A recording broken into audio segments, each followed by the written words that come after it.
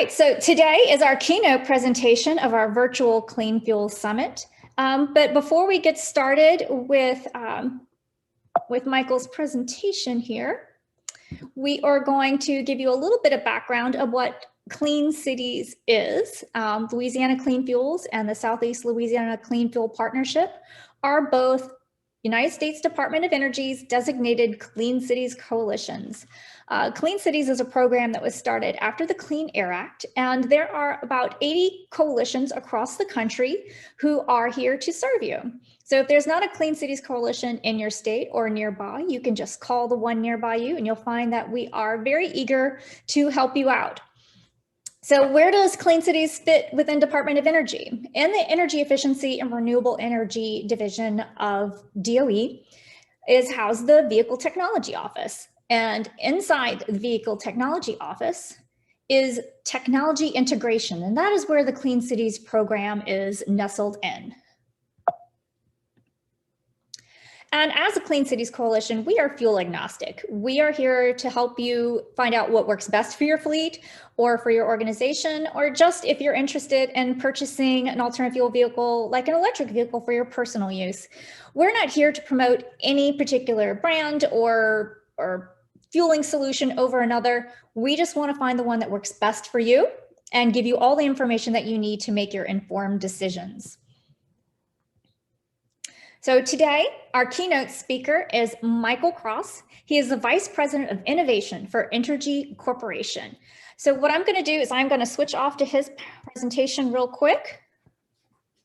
We're going to move it over and we'll be able to get started with Michael's presentation. All right, is everything appearing correctly? Yes, it is. Perfect. Thank you, Michael. Take it away.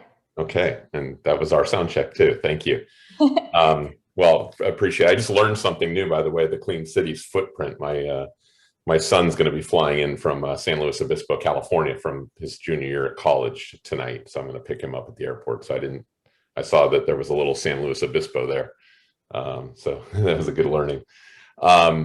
You know, I want to start off just by thanking Anne, and acknowledging how important the partnership is with the Clean Cities Coalition. So Louisiana Clean Fuels, Southeast Louisiana Clean Fuels, really appreciate this opportunity, not only to be a sponsor, but to share our story, a little bit of my story with you all. And you know, I know we're all kind of waiting for this all to be over, this virtual environment. I've done a couple of keynotes and other conferences, and you know, it's not easy. I know I'm speaking to a large group, but you know, at the end of the day, it feels like I'm just speaking to the computer. So bear with me as we kind of go through probably one of these final virtual events, you know, and go through our materials here. So as Anne mentioned, Michael Cross, Vice President of KeyString Labs at Entergy. You know, one thing I always like to clarify when I introduce myself is, you know, KeyString Labs is not a separate company or LLC. We are Entergy.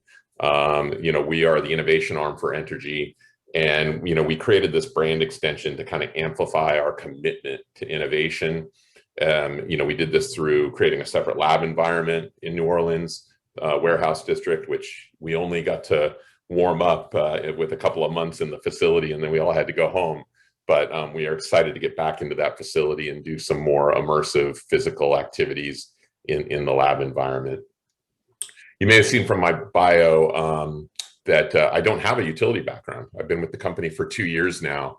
And I think it's really kind of sending a message, and kind of part of, you know, one of my themes that I always like to talk about, which is all of us who have roles that are sort of towards this new future, this transformational future.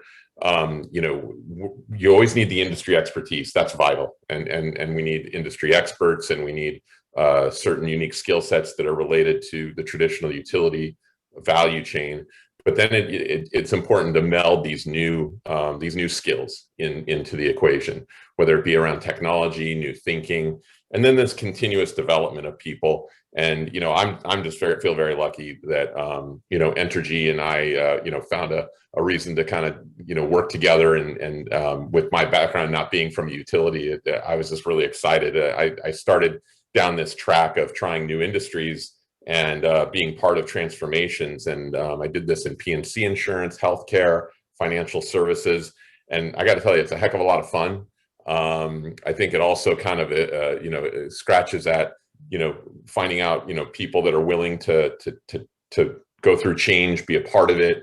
That's not easy, right? Especially if you have been in a certain industry for 10, 20, 30 years. And it's not just the utility industry, right? It's everyone who's kind of transforming. And so I just kind of wanted to acknowledge, you know, the fun that I have in doing that. By the way, Anne, if you want to go to the first slide, just kind of had the backdrop there of the welcome. Okay. And last thing I'll say is just that I'm, you know, moved my whole family from Northern California. I spent a little time in the Northeast. Thank goodness I did. That's where I met my wife in New Jersey. But yeah, moved the whole family down here, and it's been nothing but wonderful. The people, love the South, love the company, and love the food a little bit too much, but just really enjoying the time down here, and you know, it's home. And so absolutely love it and appreciate all the hospitality of the people here. So we're going to kick things off with a little video.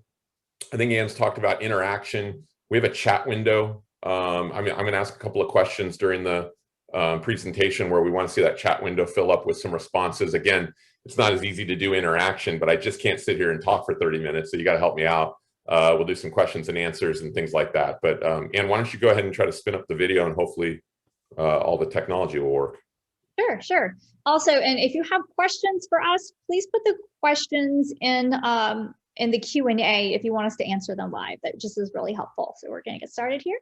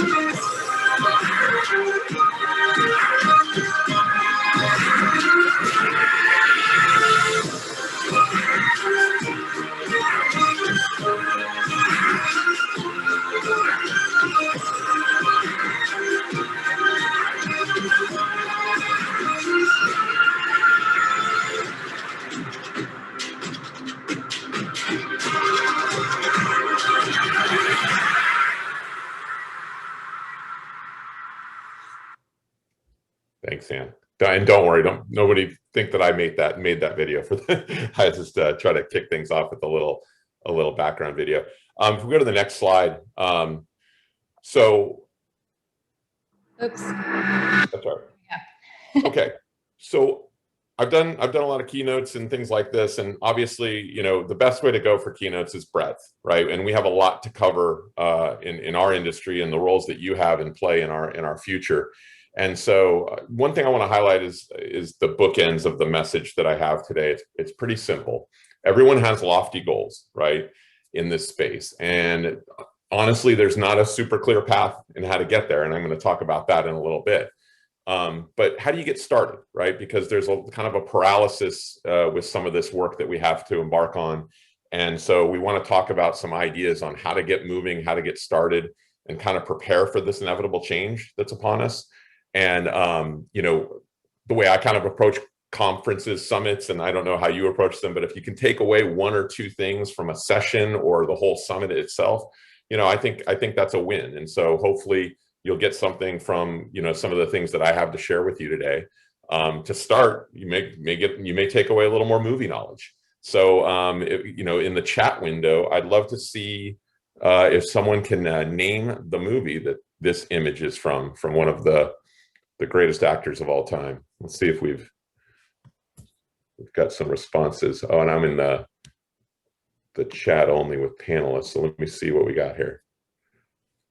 Anybody in the chat window? No, yes. I knew I was going to get Dirty Harry.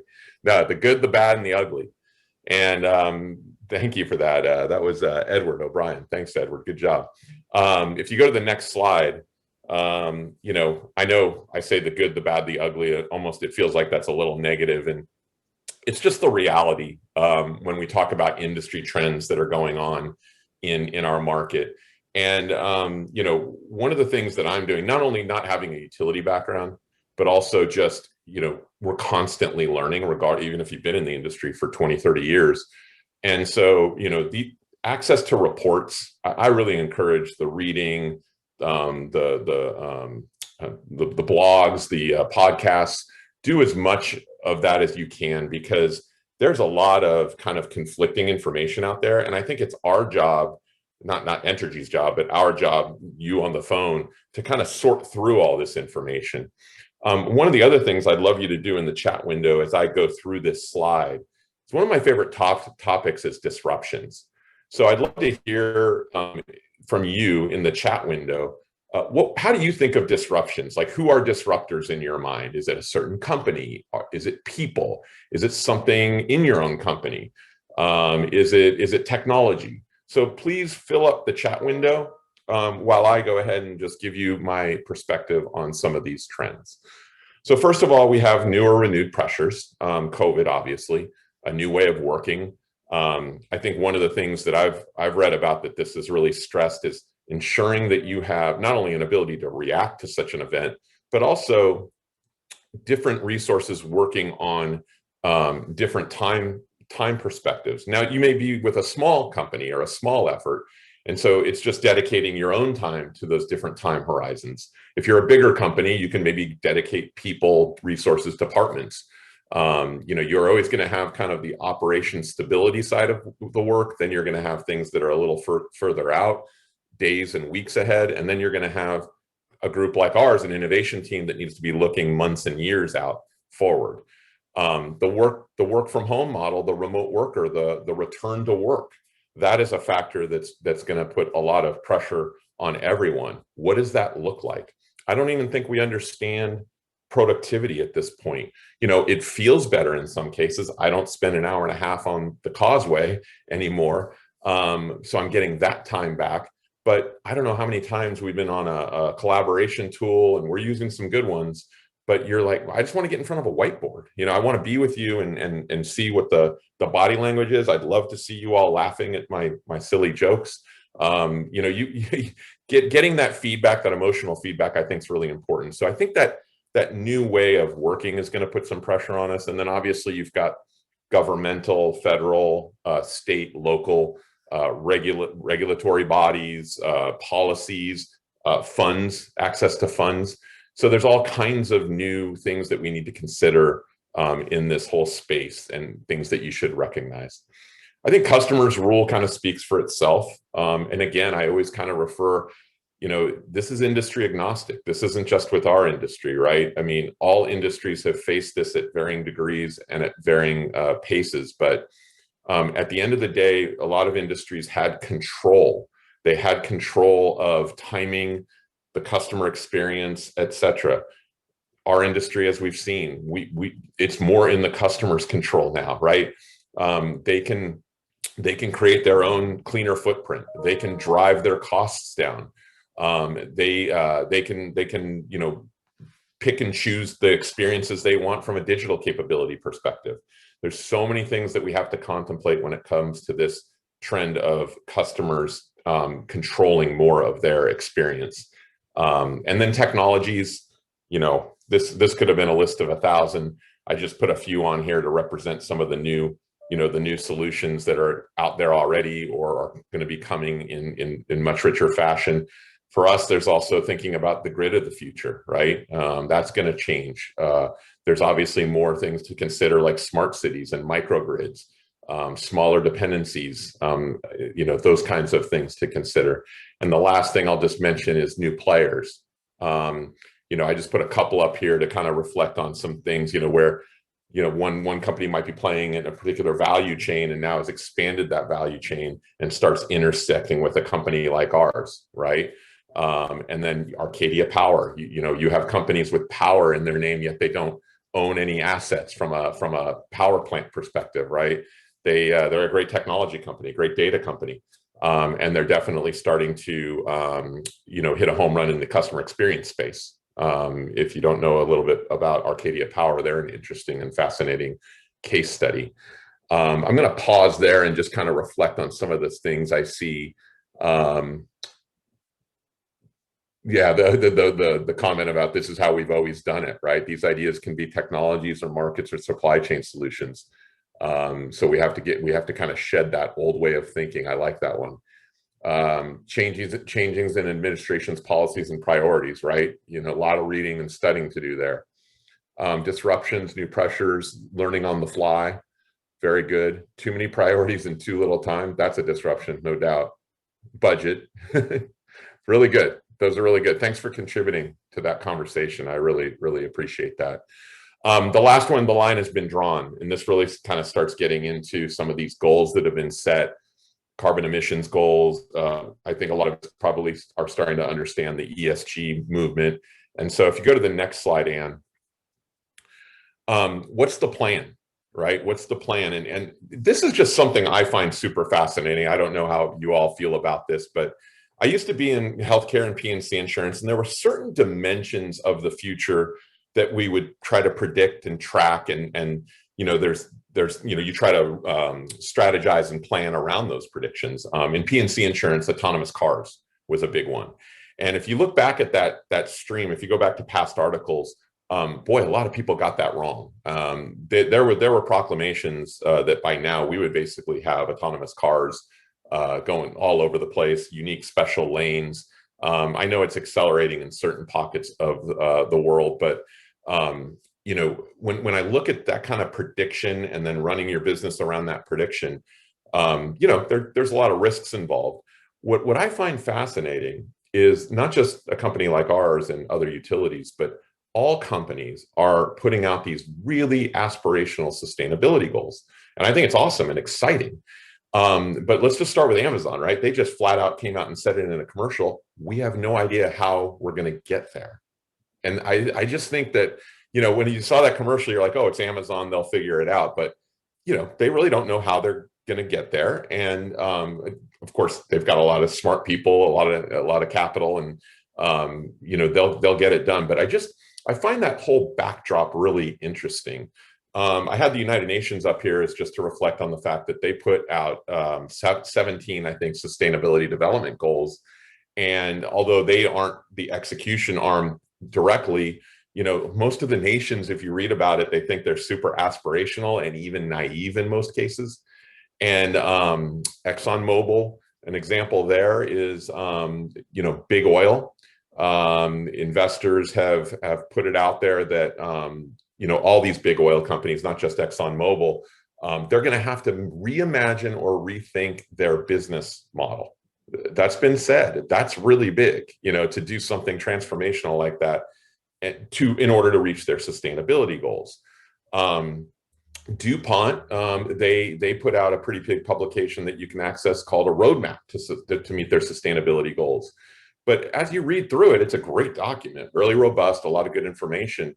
It's hinged around things like a framework, putting a plan together, you know, strategy, things like that. It's not like a product roadmap where you have specific milestones of new products, new capabilities, new things that will be delivered in order to reach those sustainability goals. It's the right start, but it's just a reflection that I was having as I've been kind of studying this space in how, you know, super reputable companies, and there's a list a mile longer than this, that are putting out these big major goals, but still need to put plans in place to get there. Startup CEOs, their boards are, as they build up venture capital money and investment, their expectations is that they set sustainability goals and they drive towards those sustainability goals. That's happening quite a bit in Silicon Valley and in other areas where there's startups. And then Entergy, of course, we've put out goals as well, and we've publicized those. And I'm going to share a little bit about our progress against those and some of the work and the way that we're thinking about it.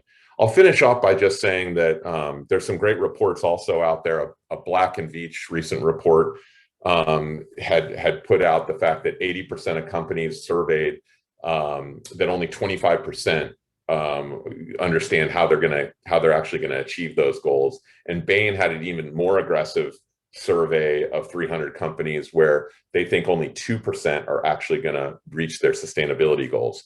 So there's a lot of headwinds in the prediction space, but I think that, you know, all these companies obviously will be doing the hard work, the roll up your sleeves work to get those plans in place and get them actionable so that they do reach those goals.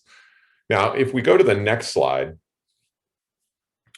let's talk about a path forward, beyond goals. Some of this might sound a little negative, but I really would like to share, some perspectives on, moving the ball forward, so to speak. So if we go to the next slide, first of all, just sharing Entergy's position. You're going to see a little bit of past historical information. Also, the new goal of reducing CO2 emission rates to 50% below year 2000 levels by 2030. Our goals carry on and have been publicized all the way out to 2050. We obviously have an alignment with the TCFD reporting framework and other really good progress here. And that's at a macro level. Now let's drill down a little bit more in the next slide. Using an ESG lens. So this is something that's really important from the standpoint of the environmental, social, and governance aspect. I think everyone started to see most communications are kind of coming through this particular lens, particularly public companies. And it's another topic, a lot of information's out there, how to do this, how to proceed. We're obviously being really aggressive in our work around ESG. And so here's just some principles that I'd like to share today. It's not just about investors, obviously a key stakeholder for public companies, but it's about all of our stakeholders. Establishing a strategy and what ESG means to you. That's really important when it's not just about a list under each of these categories, it's establishing a holistic strategy. Developing ESG impact. So not just transparency, not just, hey, we're thinking about it, we're doing it, here's the activities around it. It's really understanding what that framework is. How do you track that progress and value that you're getting out of your ESG efforts? Really, really exciting, this whole space. And it's another thing, again, sustainability, ESG, it's not unique to utilities.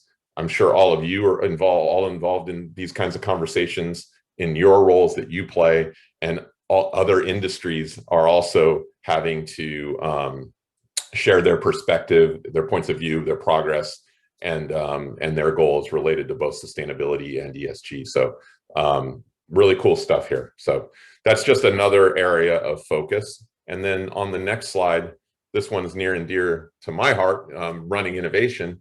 And what's really cool about the innovation message that I think has really taken off is it's not just about a lab or a separate team that builds a few cool things, right?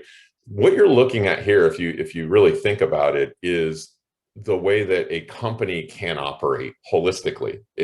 There's always going to be those kind of blocking and tackling type activities, very traditional, operational type stuff. But when you're talking about, I'm talking about now like the project world, like when you're trying to do something new in your company, there's no reason why innovation practices don't apply to just about everything.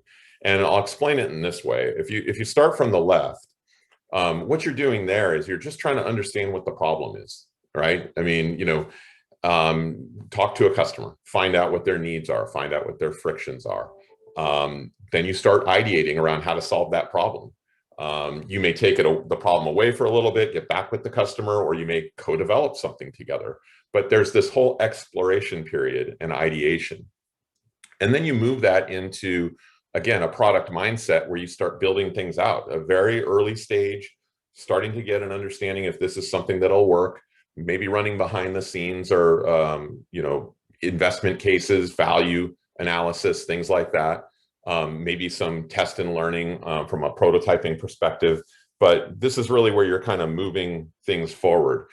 And the other thing I want to highlight here that's kind of running in the background is light investment of time and resources up front. And then you gradually add as time goes on when you think that you have something that's going to be very, very helpful to a customer, valuable to all your stakeholders. And what's really important about that is if you think about a traditional project model, especially in the utility space and our industry as a whole, you have some upfront planning and analysis for sure, but then there's usually a big decision to invest a lot of money over multi-months and years to deliver that project. And again, there will probably still be situations that call for that. But I would argue that there's a shift happening where this innovation model is going to be much more helpful towards companies in managing their expenses and getting the most value to the customer. Ultimately, this leads to an incubation effort where you're actually putting a product in front of a customer, getting some more learnings from that, constantly getting feedback from the product in how it's working, making changes, and then ultimately scaling it in this commercialization and operation model.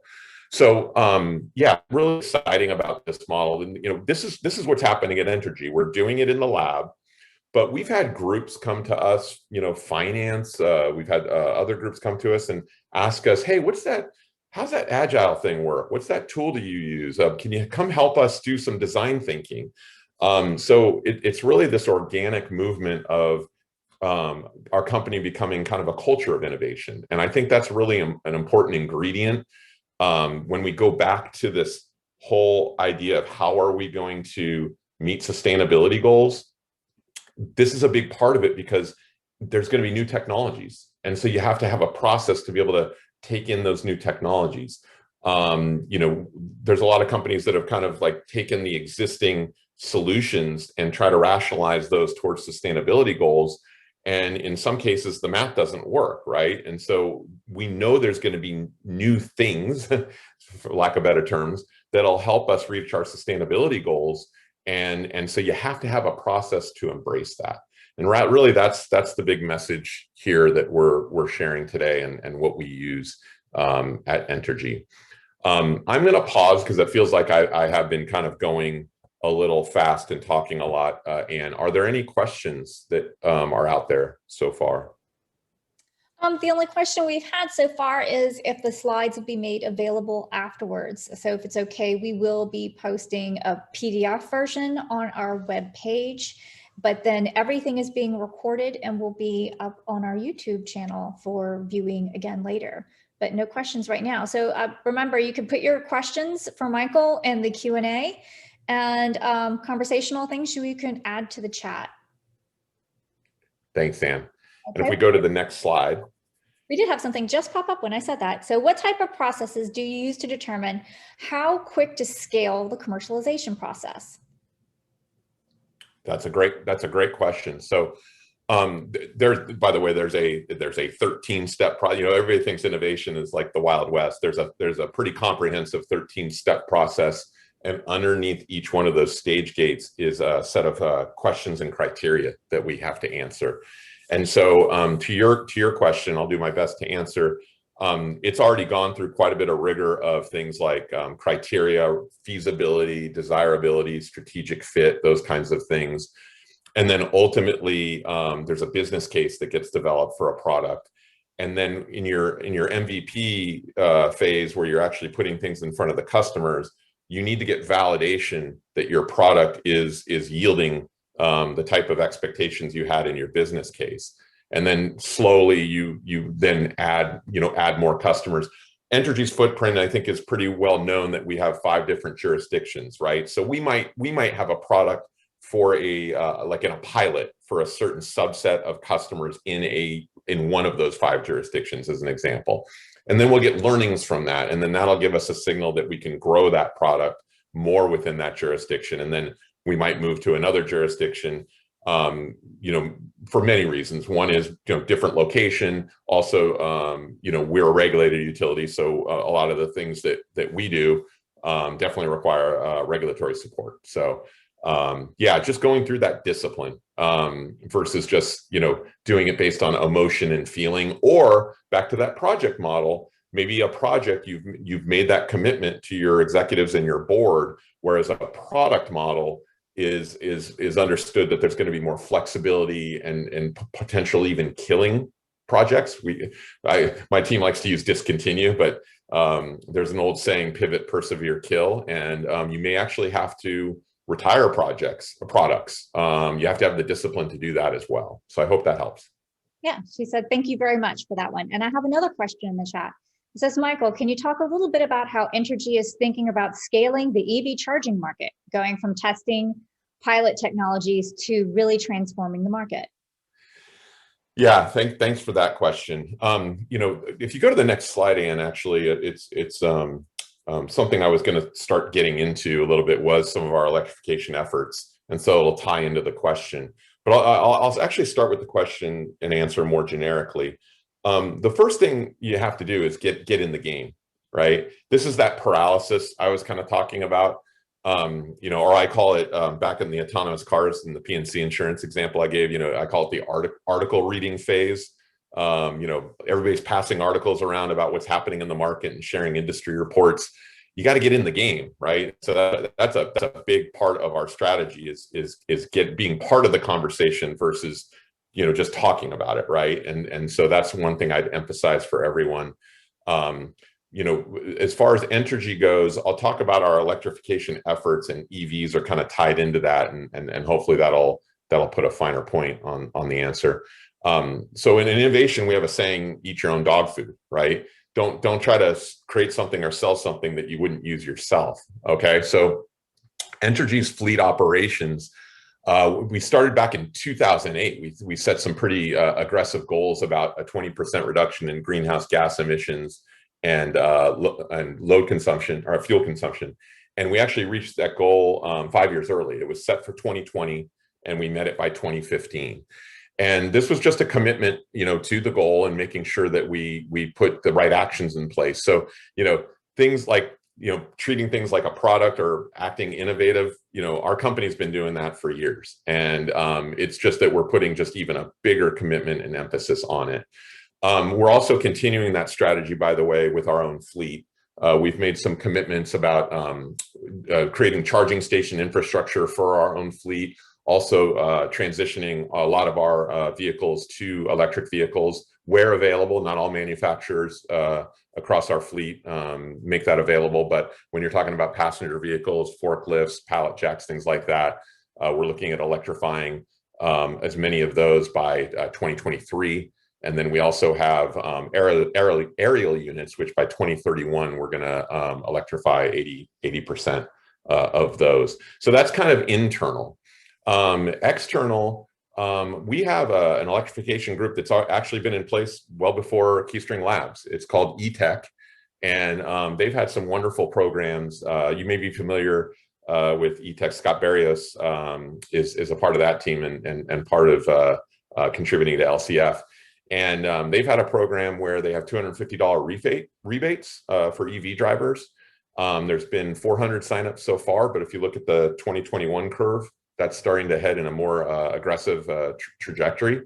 And back to customer centricity, it's important that we make these things available to customers, clear to customers where to find it, so that they can get these rebates. And that's another important element of our strategy, which is the focus on our customers.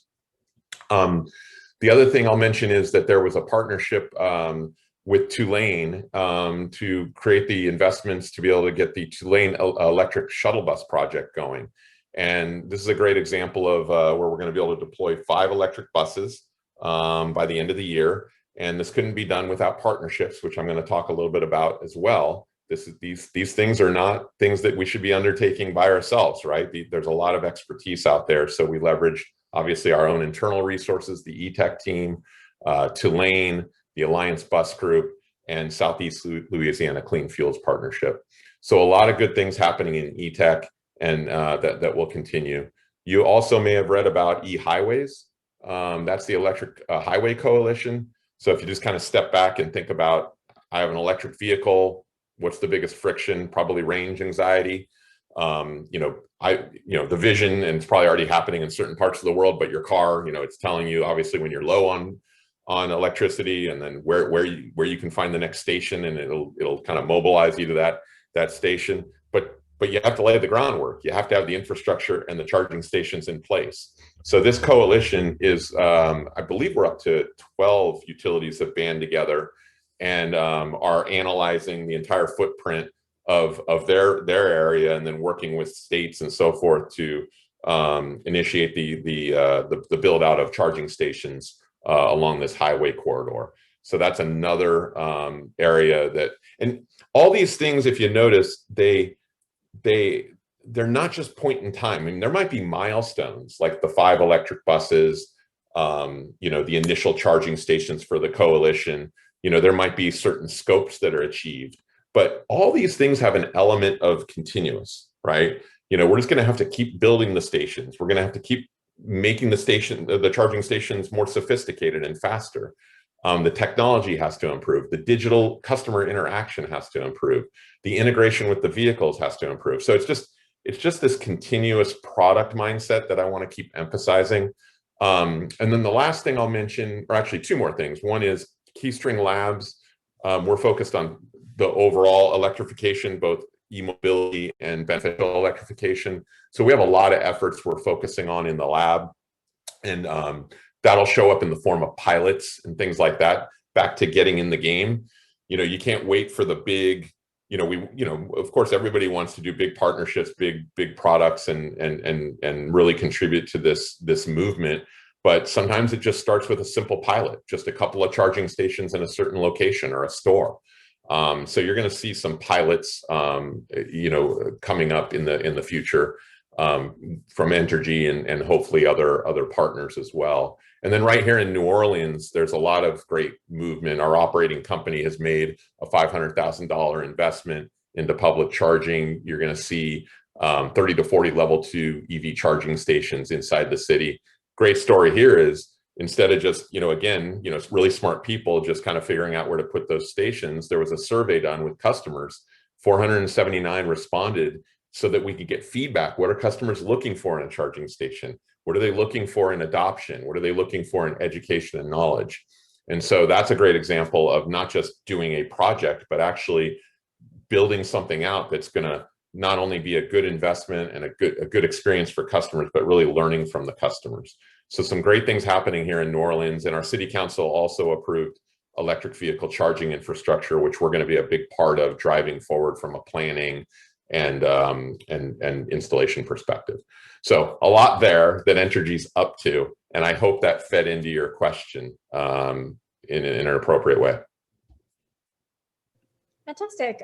We have a few more questions that are coming in, but I think we need to hold them off for a little closer to the end. So do you have?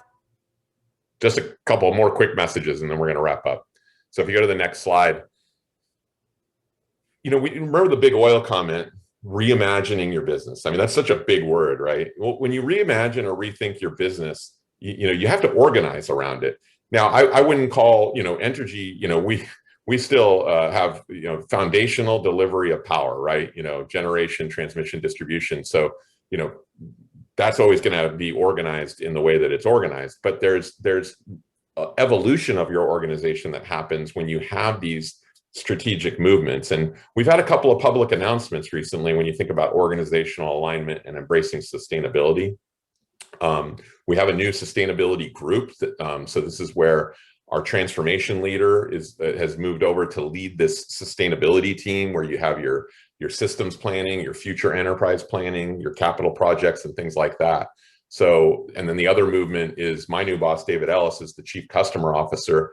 And now we, instead of having your customer experiences managed out of, you know, 10, 12 different departments, you've got one customer organization who is going to be solely focused on making sure that we're delivering things that customers want, need, align with their goals, and things like that. So definitely organizing around your strategy is really critical. And I'm sure it's different for everyone on the phone, depending on what company they're with and what industry specifically they're in.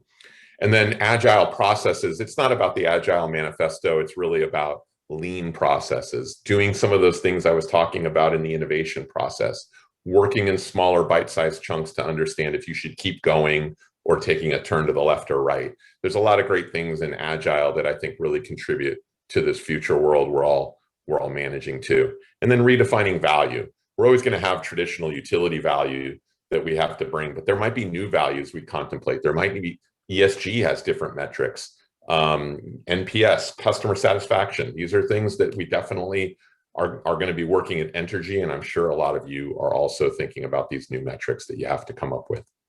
And then the final slide, and you already heard examples of it, we can't do it alone. we're not out there, thinking that by any means. I think we've shown that in the market and in some of the activities that we've been involved with publicly, but we just can't do this alone. So when you think of things like growth, meeting your sustainability goals, being competitive economically, and bringing costs, better costs to our customers, and doing it in the time frame that we need to do it in, we need to do this together. And these are just examples. We obviously love our education arms that we partner with. We love our partners who are hosting this summit. The innovation partners also are really critical, because you need to think about acceleration, technology, speed, new ideas, and things like that. And then, automotive is just one industry, that we intersect with now. There's others too that we have to contemplate as well, but that's just one industry that you have to think about. Instead of competing, how do you do it together? And so that's something we're really thinking about here at Entergy as well. All right, Ann, not sure how I did on time, but I tried to move through it. Oh, we're doing great. Okay. Oh, good. So here's 2 questions I have in the Q&A. One is, we have vehicles that transport hazardous materials. It has been a challenge to trust that the new technology will be reliable. As a water supplier, we have to ensure that we can deliver. It says, I don't see any redundancy options in case the electrification of heavy duty vehicles doesn't get to where we need it to be. Yeah, let me, I heard you. I'm just kind of looking at the form of a question. I hear you, Jolene, and it sounds like something that you're stating, and something, honestly, I don't have a specific answer for that particular use case right now, but that's something I would love to take back and reflect on, for sure. And if you have anything specific in the form of a question, be more than happy to try to answer that. And also, we have a session tomorrow where we talk about resiliency and electrification in fleets, where we'll be looking at things more from that point of view. As fleets move towards heavy duty electrification, that is something that is definitely going to be a consideration, and it is an issue that we need to look at. So it's something that the pilot projects are working on, and the pilot fleets. You're going to see more information coming about that, but it is very much being thought about. There just may not be all the answers just right now. Thanks, Ann. And Eric Newberry, I believe, is on that panel. Eric works in KeyString Labs, and so Eric might be able to shed some insights there. Okay, and so how do you see the hybrid cloud and blockchain being used to help with your electrification and EV efforts? I like, Dana, you putting your signature on there too. I bet you have a solution. Sorry, I had to call that out. Yeah, I mean, look, it's interesting, utility, and again, I don't put it just on utilities, other industries too, especially with security. I know that there's been different models that are always talked about. I think, over time, things, like cloud has to be embraced. We do embrace it. It's just, it's progress to get there. And, but I think it's really critical to embrace that from a flexibility, adaptability, bringing the right customer experiences to life and being secure. So I absolutely see that. Blockchain, that's something, that's a really interesting one, because we're talking about some use cases right now with some products that we're incubating where blockchain might be really relevant. And I think everybody understands that the simplified version of blockchain, right, is securely carrying something from different point A to point B to point C. It might be different players, personas, etc., doing that in a secure way. And obviously there's some advanced technology there that you can take advantage of. So yeah, that's really interesting as we get into some of those use cases where that might apply. And Dana, you're right. Thank you for being so transparent. We'll talk. That's it for the Q&A, unless someone has some more, or they're in the process of typing it in. We do have a few more slides for you from Louisiana Clean Fuels and Southeast Louisiana Clean Fuel Partnership once Michael is done. Oh, yeah, no, that was really a wrap about, the fact that we can't do this alone. It's really important. Again, I'm really thankful we could be a sponsor, but also participate in this way so that we're kind of getting our name out there. And, I think everybody knows Entergy, but just getting kind of a little more detail about what we're doing, how we think about it. And so again, if we were all together, I'm sure there'd be some kind of socializing and, so I just open it up that I welcome any follow-ups that if anybody wants to have a richer conversation outside of the summit, please reach out to me. Love to connect. Anne has my information, LCF does, and I'm out on LinkedIn. So however you want to reach out, love to follow up and talk to some of you and meet you. Fantastic. So I am in the process of switching presentations here so I can, all right, get back to sharing with you all what we have coming up. Oh, and there is another question. Hold on. Let's take a look at this. Oh, Dana says, sounds good. Thanks, Dana. All righty. Okay, so thank you so much, Michael. That was really interesting to see how Entergy is working and working through your process to be innovative. We've really loved working with Scott Barrios with the eTech team.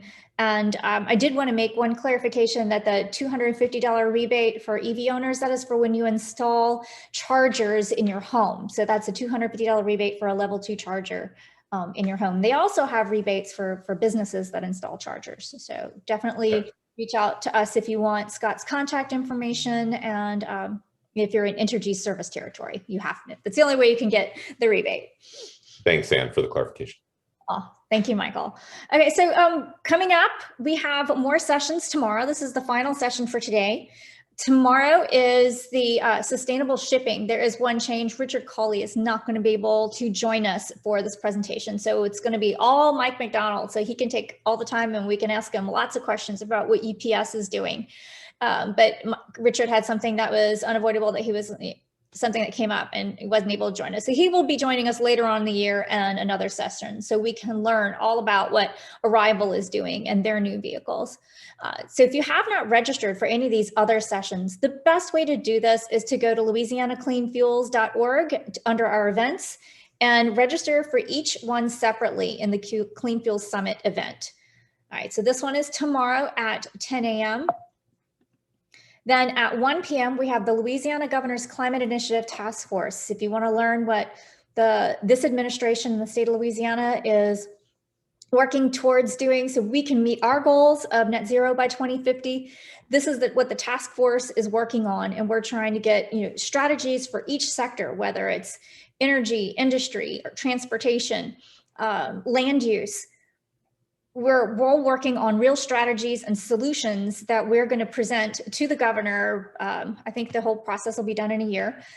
You can find out exactly in the session tomorrow at 1 p.m. So I think it's going to be really interesting and enlightening, and we would love to get a lot of feedback from what others and experts and industry and just individual citizens, what you would like to see come out of this. So join us there. And then the final presentation, which we alluded to a moment ago, is planning for resiliency, electric vehicles and public fleets. Now, even if it's not about public fleets and you're wanting to learn about some of the strategies and some of the issues, the challenges, and some of the ideas that people are having to, tackle these topics, we can discuss that in the Q&A for this one. This is going to be more of a roundtable discussion where we invite lots of interaction and feedback as well. So that is the final one for the Virtual Clean Fuels Summit for 2021. And again, we want to thank Entergy so much for sponsoring this Clean Fuels Summit. And we want to let everyone know that we will be back in person in the fall of 2022 for an in-person Clean Fuels Summit. And we are looking towards hosting it somewhere near a racetrack so we can once again have a lot of fun testing out alternative fuel vehicles with some lead follow laps around a racetrack, and maybe even a couple of sanctioned races between different types of vehicles. But we're all working on that, and we'll be getting those announcements to you as soon as we sign the line on the contracts. Any parting questions for anyone before we wrap up for the day? All right, looks like a wrap. Thank you all so much, and we look forward to seeing you all tomorrow.